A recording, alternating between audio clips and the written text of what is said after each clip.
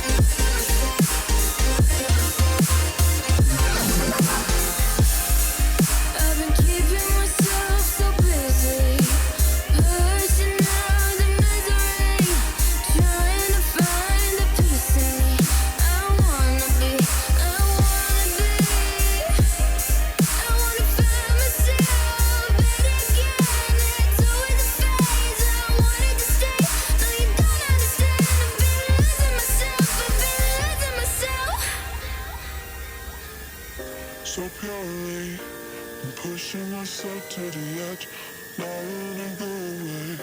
Been testing myself by the waves, I've been pushing my mind to the most. I've been loving the people around me, but I'm so paranoid, yeah. So let me take you through the specifications. As I mentioned, it's a 2-inch model, and we've got these protectors here which you can buy separate, and they are not integral to the frame, so you can actually remove them.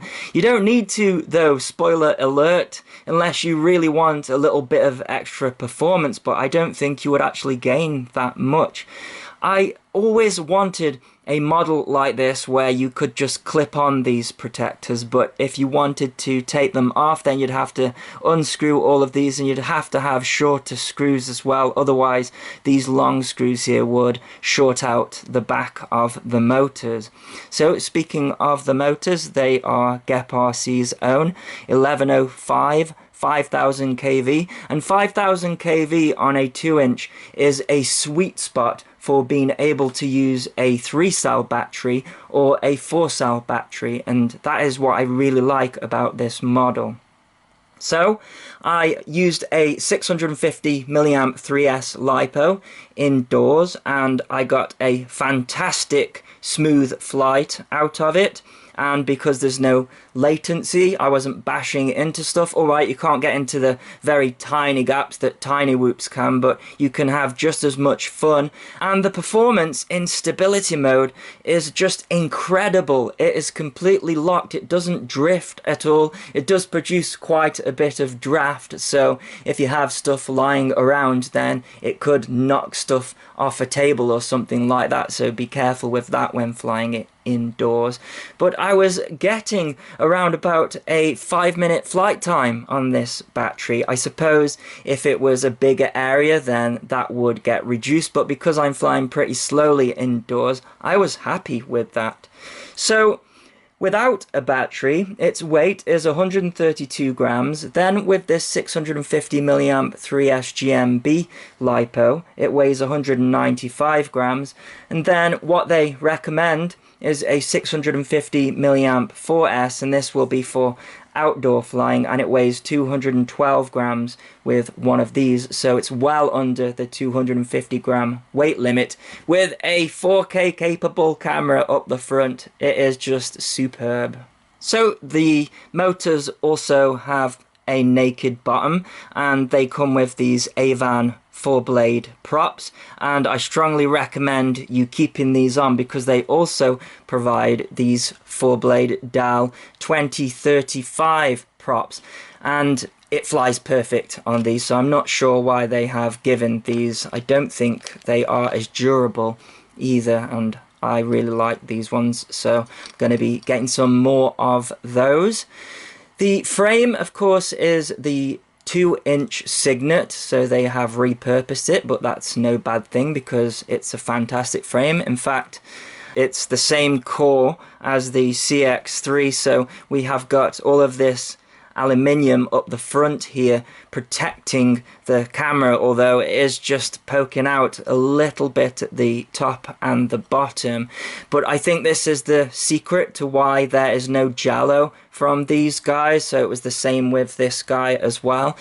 You see a lot of these models using TPU to mount these cameras, and they're just going to vibrate with one of those, not with this guy. Then at the back we've also got the aluminium as well. There's actually some LEDs hidden in there, and they are configurable through Betaflight. This also houses a beeper, and this is a small complaint. The beeper would not work as a lost model alarm. It's probably a setting in Betaflight. Maybe it's set up to use D-shot commands, but it didn't have D-shot commands selected on the tabs, so it wouldn't work as a lost model alarm, but that's an easy fix. Then on the other side of the mount we've got a low ESR capacitor to combat noise filtering through from the system, so we should get nice video out of this, hopefully. And that is a problem that you get with these split all-in-one cameras, is you tend to get a lot of video noise because everything is going through the one camera, whereas here we've got a separate FPV camera, so I'm hoping for less noise. This is actually the plug and fly version, so you have to add your own receiver, but it's available with any receiver under the sun, including Crossfire, and it came with a servo connector, which you might just be able to see there, and I've got an XM Plus with some pins on it and the RSSI outputting to the auxiliary 4. Another complaint that I have is the flight controller was set up to have the RSSI on as ADC, so that's in the configuration tab. So if you have got an XM Plus outputting RSSI on an aux channel, it will ignore it because it's expecting an external source, so I had to turn that off. You get given a anti-slip mat for your LiPo, so if you have a crash then it's not going to get thrown. I do have one more complaint though, and that is the LiPo strap. So this is actually the LiPo strap off the CX3. The strap that they give you is one of these little tiny Velcro straps with a through hole, and they are not very good quality at all. So GepRC, supply this battery strap because it is a good quality one. These just no good whatsoever. So because this is the advanced version, it has got the Stable Pro F7 stack, which consists of 32-bit 4-in-1 ESCs that support D-Shot 1200. They are 35 amp with a 45 amp burst. That is not going to be needed on a small model like this. Then above that we have got the F7 flight controller, which has got dual IMUs, and it is running at 8K, and the setup was pretty much perfect. It's also shockingly come with Betaflight version 4.03, and it flies like it's on rails. I do think that is because it is a lot lighter than the models that I was having problems with, so this isn't going to fly at 124 mph, but they have got it completely dialed in. Maybe it's those dual IMUs. One thing I should mention about the F7 though is that they get very hot if you have just the USB plugged in, so you might want to have the core temp on your on-screen display. In fact, that's something that I did change. The on-screen display was placed nicely. I just added the RSSI and also the core temp. But when you are flying, the temperature is fine. Even indoors it is fine. But if you are setting things up, then you're going to want to have a fan on there blowing because it will overheat to a crazy number. I think I read 90 degrees C, but it does have a thermal shutoff, but be careful of that. The package came with 2 cables for the receiver, so we've got the servo wire, and it plugs just into the back of the flight controller. You do have to take the top off, so we've got these 8 screws here, and they are a 1.5mm hex screw, and we have got just a JST connector there, and they also provide one, I think this is a Spectrum connector, and you are also given these straws as well, and in fact you're given a spare one, and you're given these little rubber ends here, but I tend to not use those because even if you apply heat to them or glue them on or whatever, they always fly off in the end. By the way, you're given this lens cap for the Tarsier, but it is useless. It falls off really easily, but that's not GepRC's issue. And really, I tend to just do away with these on normal cameras anyways. I believe there is actually an ND filter available for this guy, but you're probably not going to need it. Above the flight controller, we've got the VTX, which this time is more powerful. So it's got pit mode and switches from 25 milliwatt all the way up to 500 milliwatt. This guy was only 200 milliwatt, and that was one of my complaints of it really, especially as it comes with a long range version. 200 milliwatts, not really that great for doing super long range, not that I'm into doing long range at all. But it's got an MMCX connector that comes out of the back, and we've also got a linear antenna this time rather than an SMA circularly polarized antenna, but that is fine. I can just use a Bandicoot patch with my Diversity rapid fire system. Next, onto the star of the model really, and that is the Cadex Tarsier. I think it is the name of a little small monkey. I don't know if that's where they got the idea from. It is oddly soft mounted and it's also elevated. The problem is it's not quite elevated enough, and one of the protectors gets in the way of the SD card. To get the SD card out, you have to push down the protector, and this is a good but also a bad thing because, you know, over time you could strain and break the protector, although you can get the protectors separate, but it also stops the SD card from flinging out if you have a crash. But I think they really could have come up with a better solution, perhaps maybe even GepRC come up with their own protector like other companies have done in the past. You're going to need a pretty hefty micro SD card for the data rates that this guy is going to be putting through it. So this is the SanDisk Extreme Pro 64 gigabyte, and it's a U3. A U1 won't work at all, and even some U3s you may have problems with. These are rated to be the fastest. They're expensive, but it's going to work the best with this model. And there's a very specific sequence that you have to format them in order to get them to work. So you have to format it first on a computer.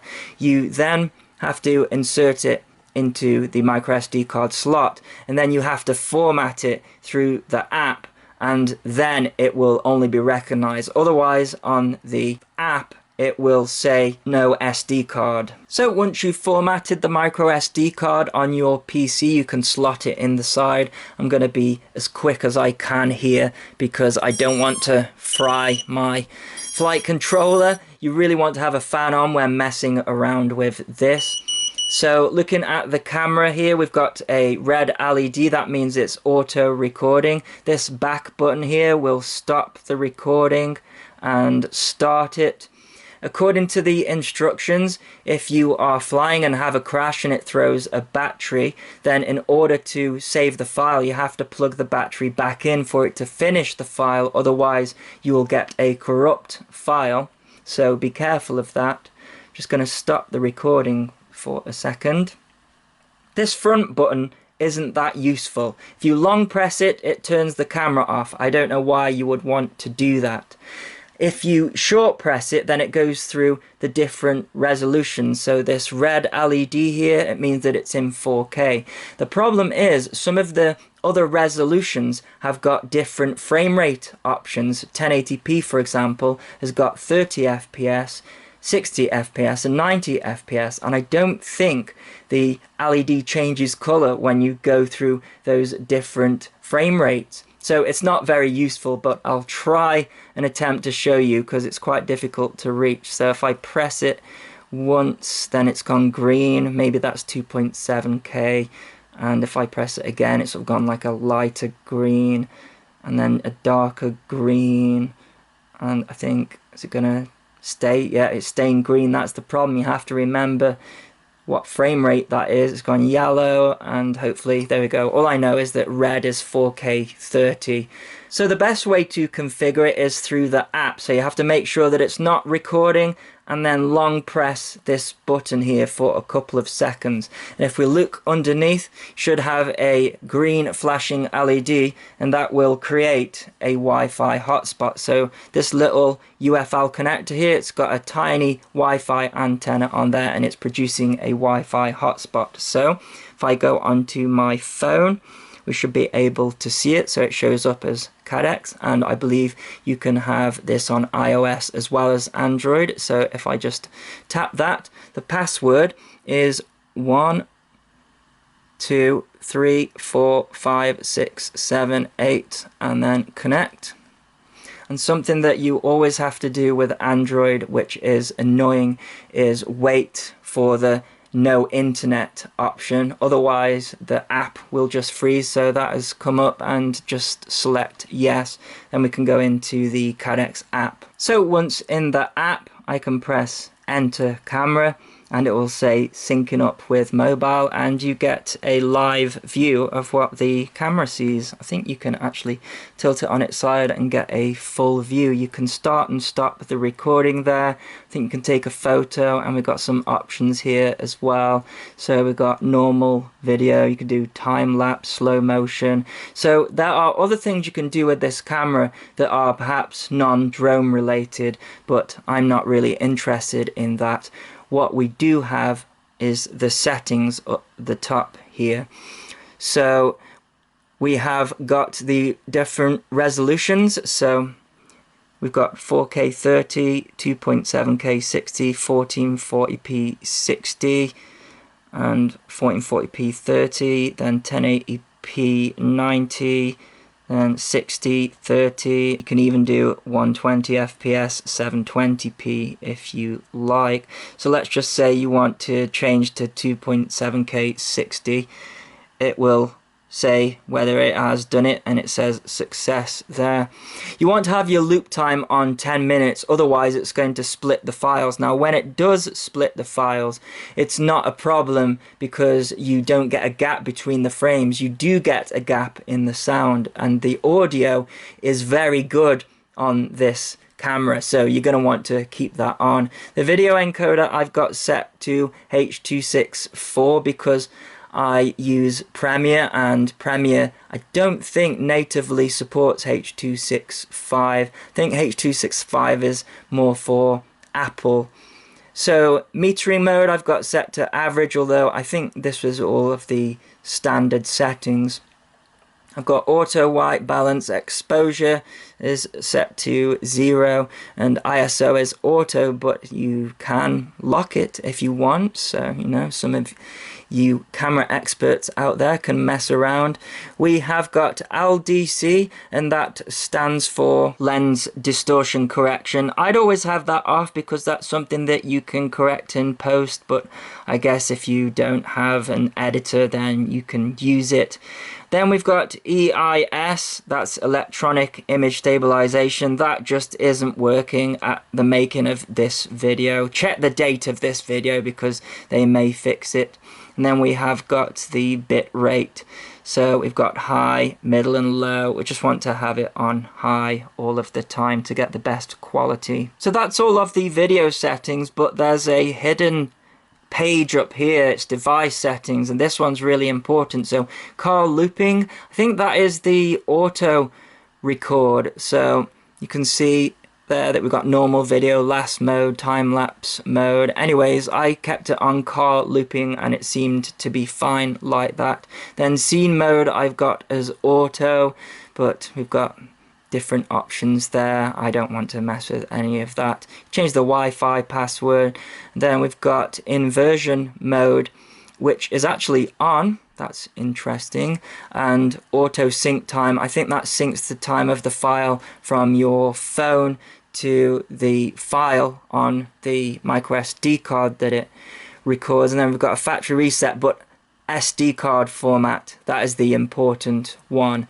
So that is where you want to format the SD card before you can start using the thing. So let's see what else you get in the package. We've got the battery straps, which I mentioned earlier, aren't very good. I wouldn't recommend them.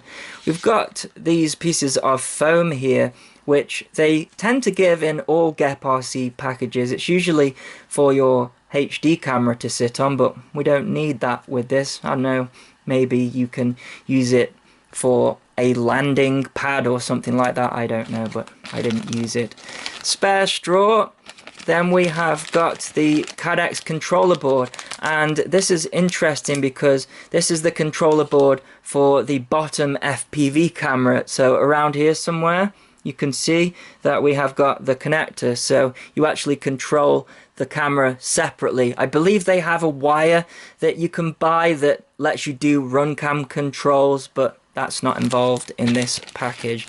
I mentioned earlier the wire, I think that is for Spectrum, and we've got an Allen key there, so that's going to be the 1.5mm for these screws. So that's quite nice that they've included that.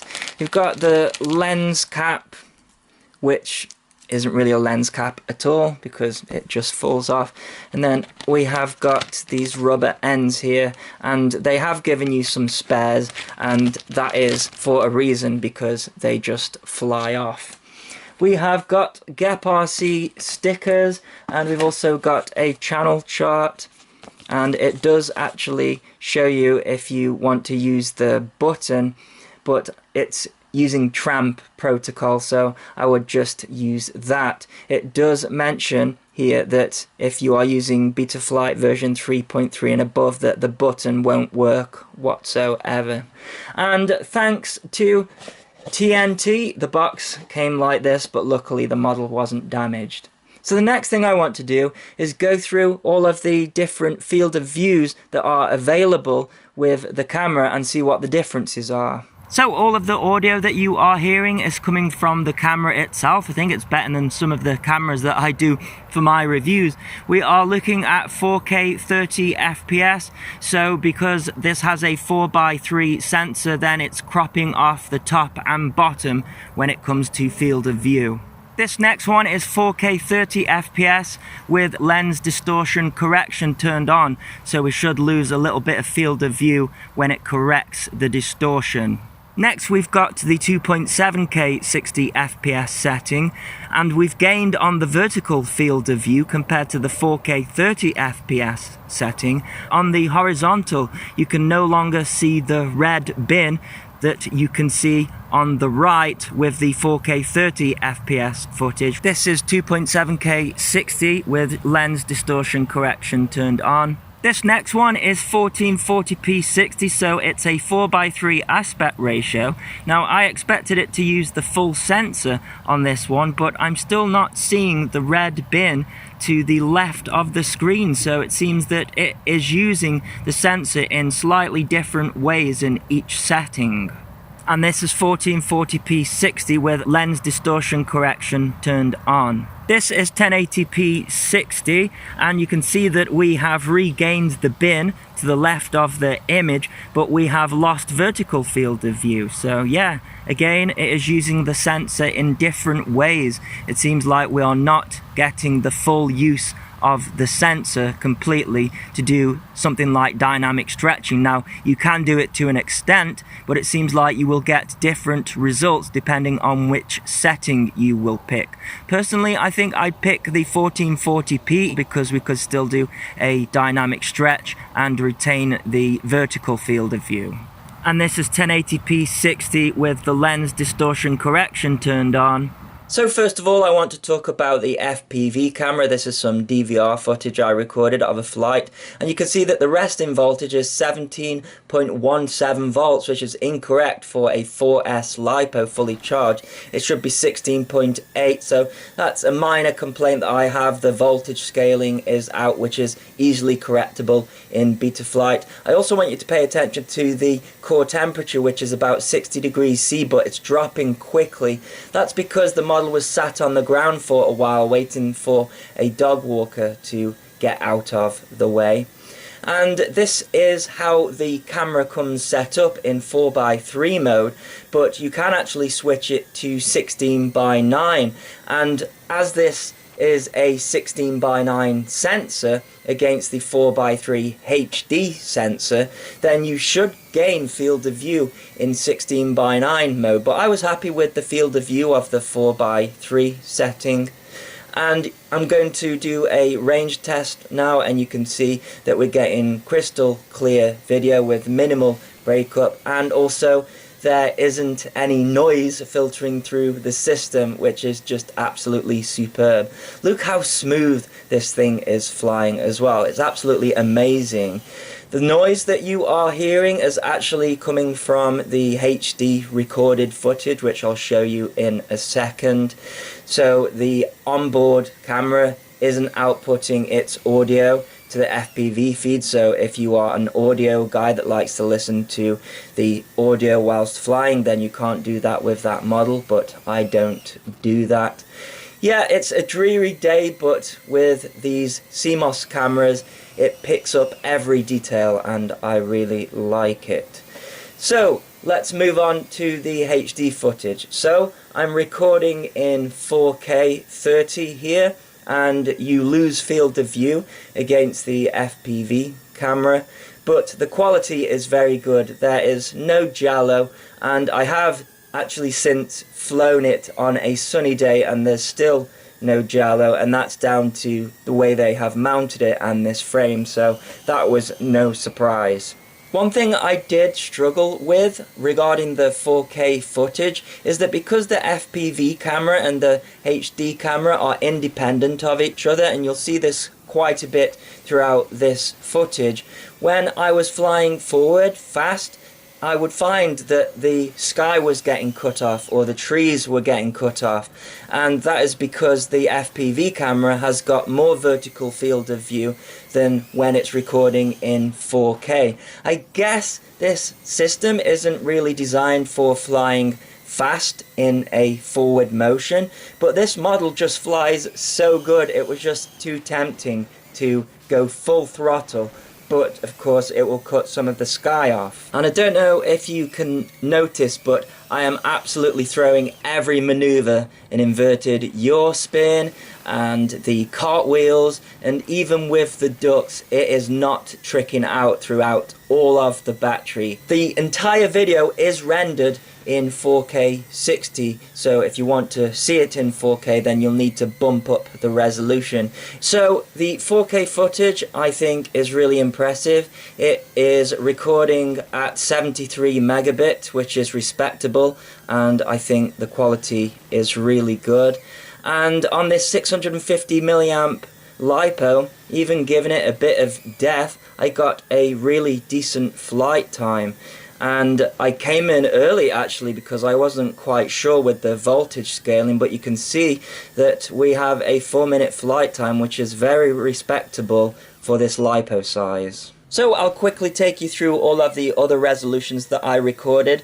We are currently looking at 2.7K, which has taken the image from the 4:3 sensor and then stretched it to 16:9 in a linear way. Now I'm not sure I would use this setting myself. If you aren't bothered that it has just stretched it and you are looking at the wrong aspect ratio, then you are getting the full range of the sensor, although I still think it's a bit strange that it misses some of the field of view of the left hand side and we gain field of view on the right hand side. It's using different areas of the sensor. The data rate of 2.7K is 72 megabit, which is actually just a little bit lower than the 4K 30. You have to remember though that the 2.7K setting is running at 60 FPS, so that's why it's got the higher data rate.